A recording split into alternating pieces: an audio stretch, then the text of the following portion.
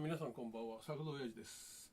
コバさんがアップされた泉北さんからの挑戦状の中で、芸理科のあれが×ついてましたんで、私のシステムではどうかなと、ちょっと再生してみます。コバさんがご丁寧に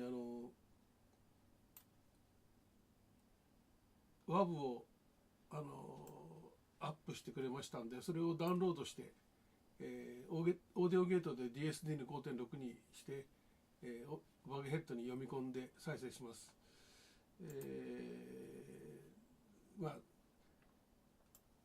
録音機がどうしようもない 944L なんで、肝心の 30Hz 以下ぐらいだと思うとんでもない低音域の音を部屋では出てるんですが、録音はできないと思いますけど、まあ聞いてください。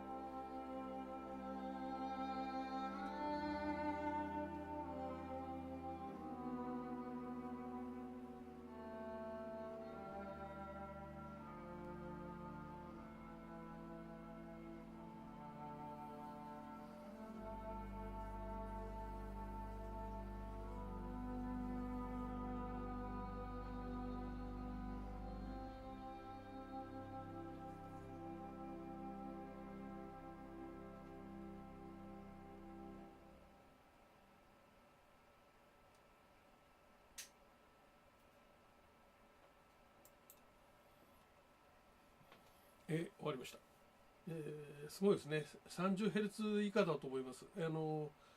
パイプオルガンかしら。すごい低音が、地を這うようにですね、ここの場合床を這うように足の裏からこう響いてくるんですが、